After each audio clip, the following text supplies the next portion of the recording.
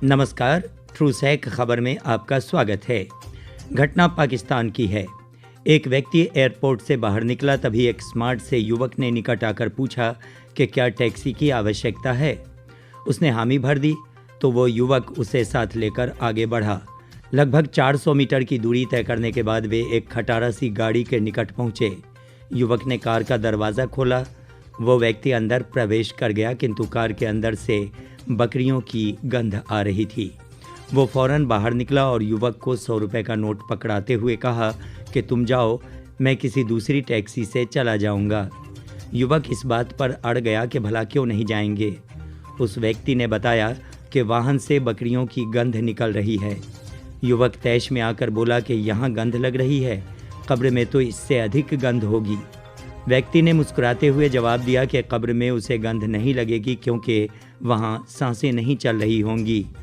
युवक वहाँ से चला गया। वो व्यक्ति टैक्सी का इंतज़ार करने लगा। कुछ ही देर बाद चंद लोगों ने उसे आकर घेर लिया। टैक्सी वाला युवक उस व्यक्ति की ओर इशारा करते हुए बोला, यही है वो पापी। उस व्यक्ति ने उन लोगों को देखकर पूछा, क्या बात है? लोगों ने कहा कि तू पापी और अधर्मी है। उस व्यक्ति ने युवक से कहा कि तुम बताओ कि हमारे बीच क्या बातें हुई थीं। युवक ने अपने कानों पर हाथ रखते हुए कहा कि नहीं बाबा, मैं पाप एवं अधर्म के वो शब्द नहीं बोल सकता। उसके ये कहते ही भीड़ को भरोसा हो गया कि अधर्म और पाप को लेकर मामला अत्यंत गंभीर है। भीड़ उस व्यक्ति पर टूट ही पड़ने वाली थी कि अचानक पुलिस के कुछ कमांडोज वहां पहुंच गए और उस व्यक्ति को वहां से सुरक्षित निकाल लिया। पीड़ित व्यक्ति के शब्दों में सुनिए। जाहिर तौर पर यह मामूली सी घटना थी, लेकिन हमारे समाज के खतरनाक मनोविज्ञान को दर्शाने के लिए काफ़ी है।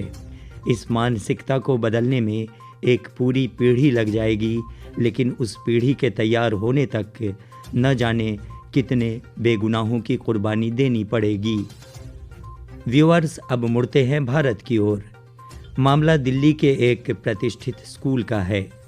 3 दिन पहले सोशल मीडिया के एक अकाउंट से ये पोस्ट शेयर किया गया कि आज मेरी बेटी का नए स्कूल में दूसरा दिन था।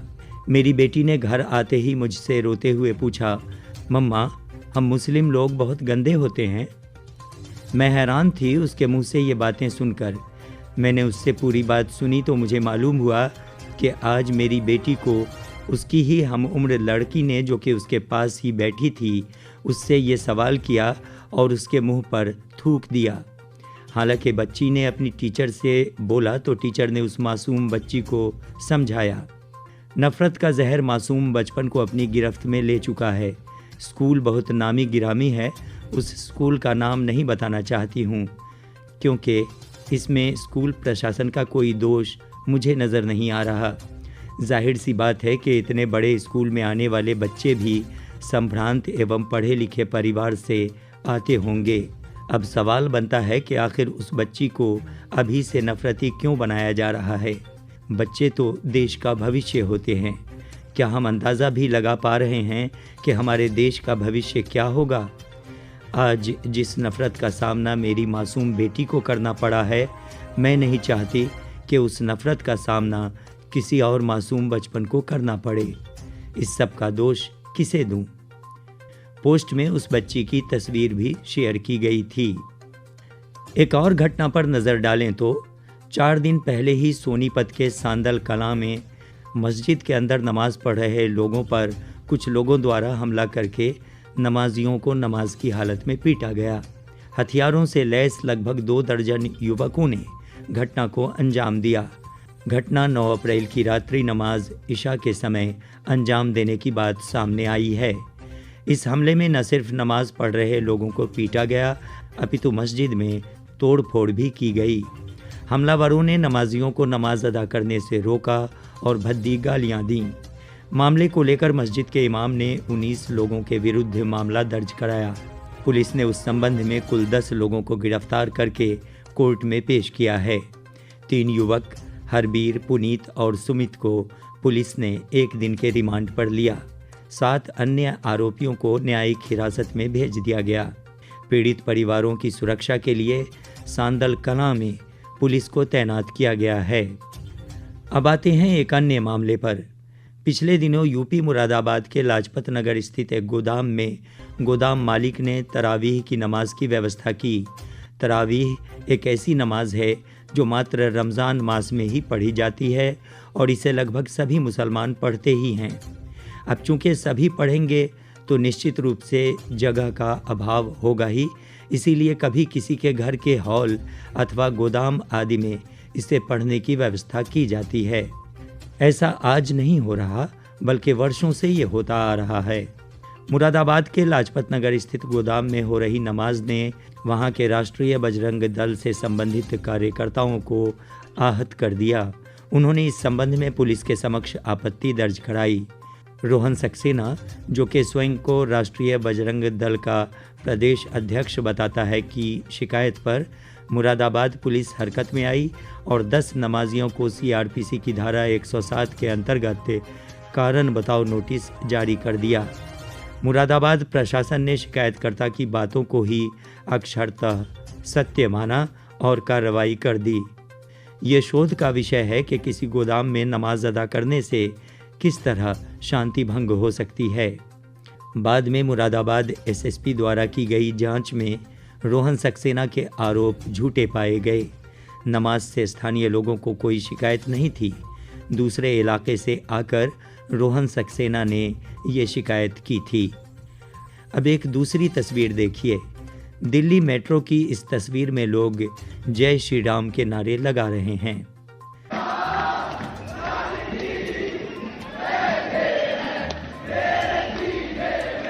दिल्ली मेट्रो तो सार्वजनिक स्थल है, यहाँ सभी तरह के लोग आते हैं।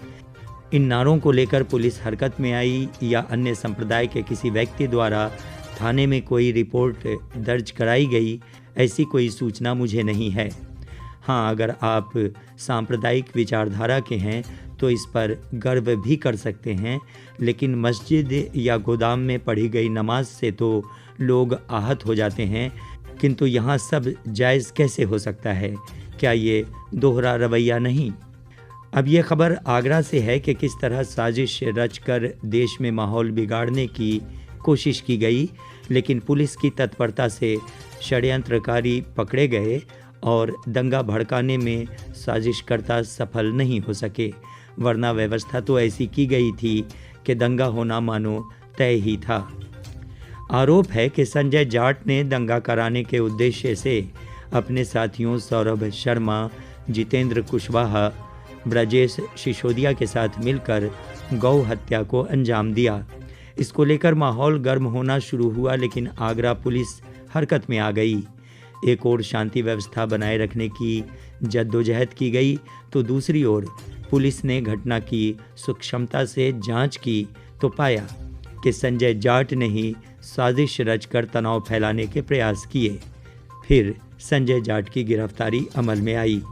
ज़रा सोचिए, अगर पुलिस ने तत्परता से कार्रवाई नहीं की होती तो आगरा और यूपी वगैरह में क्या हो रहा होता? बताई गई सभी घटनाओं में एक बात समान है, नफ़रत। नफ़रत मानव से मानव की, और ये वही मानव है जो इस संसार में स्वयं को सर्वश्रेष्ठ प्राणी समझता है। नफ़रती व्यक्ति को हर वो लोग दुश्मन नज़र आते हैं जिनकी विचारधारा उससे अलग होती है। फिर तो ये नफ़रत में इतना डूब जाते हैं कि कई बार अपना बड़ा नुकसान करा लेते हैं।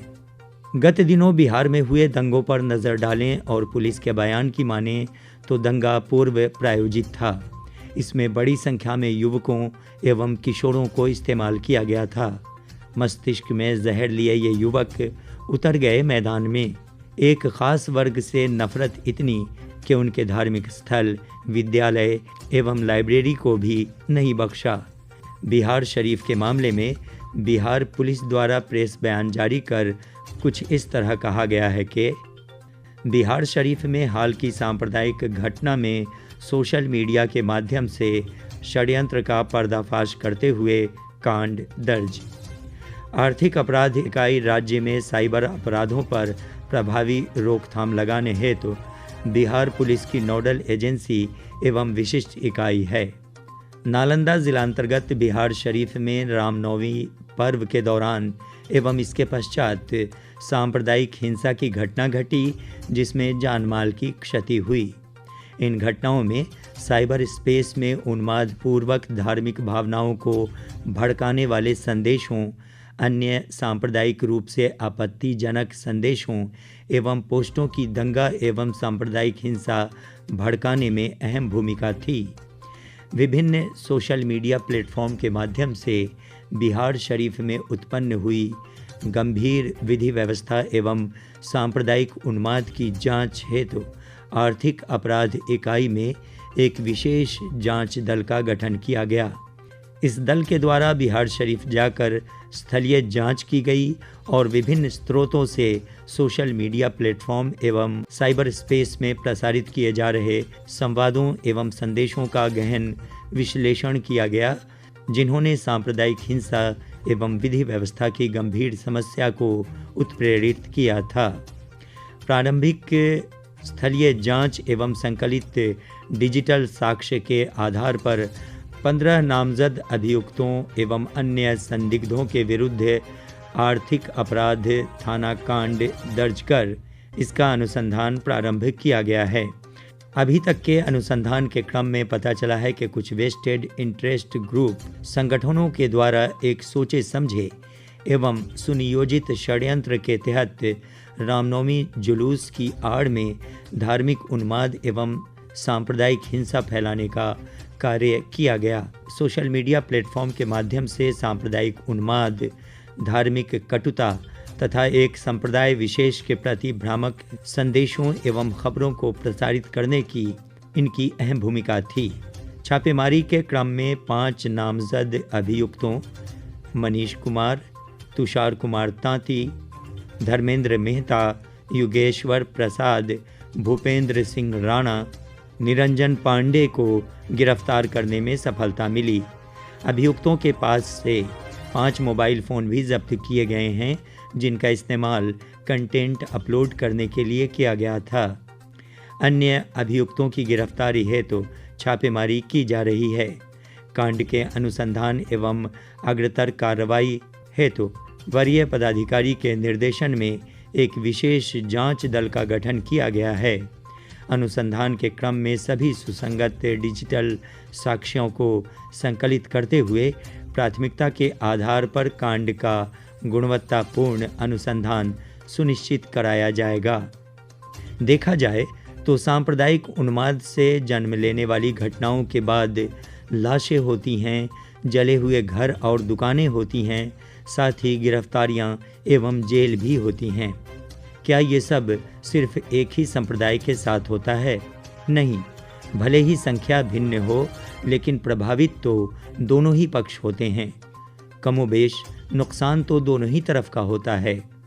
अब ज़रा अपने आसपास नज़र डालें।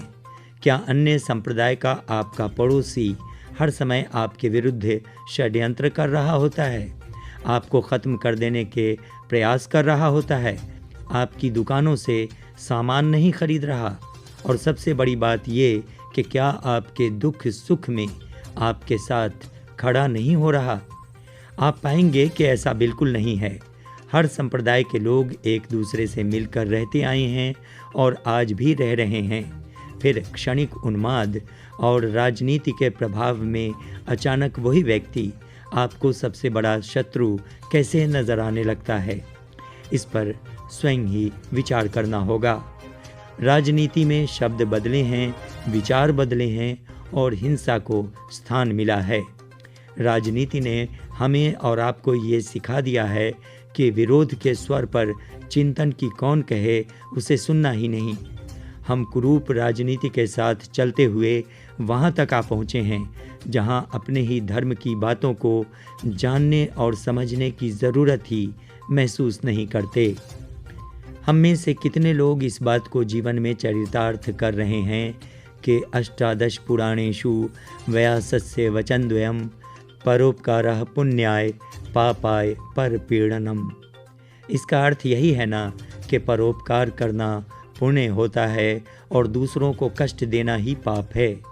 हम सभी को ये समझना होगा कि राजनीति हमारा आपका कह लें तो हम सभी का शोषण कर रही है।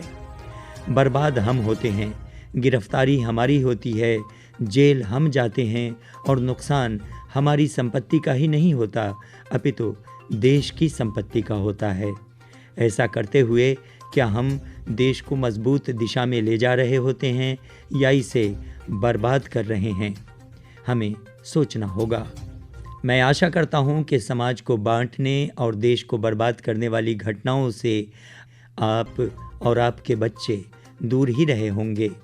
मैंने आरंभ में पाकिस्तान की घटना का जिक्र किया था, आपको ये बताने के लिए कि पाकिस्तान आज किस मोड़ पर खड़ा है और उस मोड़ तक पहुंच जाने के बाद दुनिया में उसकी हैसियत क्या है। अपने जन्म काल से आज तक पाकिस्तान वही है जहां से अपनी यात्रा आरंभ की थी। जो लोग पाकिस्तान से भारत की तुलना करते हैं वे भूल जाते हैं कि भारत एक मजबूत पहलवान है, जबकि पाकिस्तान एक छोटा बच्चा जिसे डायपर बदलने के लिए भी दूसरों का मुंह तकना पड़ता है। भारत एक मजबूत और विशाल देश है। विशाल होने के कारण ही इसमें अनेक विविधताएं हैं और यही इसे सुंदर भी बनाती हैं, उस फुलवारी की तरह जिसमें अनेक तरह के फूल हों। मुफ्त का अनाज खाकर दंगों में भविष्य तलाश रहे युवा न सिर्फ स्वयं बर्बाद हो रहे हैं अपितु अपनी आने वाली पीढ़ी को भी बर्बाद कर रहे हैं। नफरत से न तो अल्पसंख्यकों की संख्या कम होगी और न ही बहुसंख्यकों की समस्याएं। हाँ, मगर देश कमज़ोर अवश्य होगा। वैसे भी पड़ोसी देश चीन का दुस्साहस दिन प्रतिदिन बढ़ता ही जा रहा है। संभावित बाहरी खतरों और देश में शांति के लिए ज़रूरी है कि 7 संदूकों में भरकर दफन कर दो नफरतें। आज इंसान को मोहब्बत की ज़रूरत है बहुत। नमस्कार, आप देख रहे थे ट्रूसैक खबर। ये वीडियो अगर पसंद आया तो हमारे चैनल को सब्सक्राइब कीजिए, साथ ही लाइक और शेयर ज़रूर कीजिए।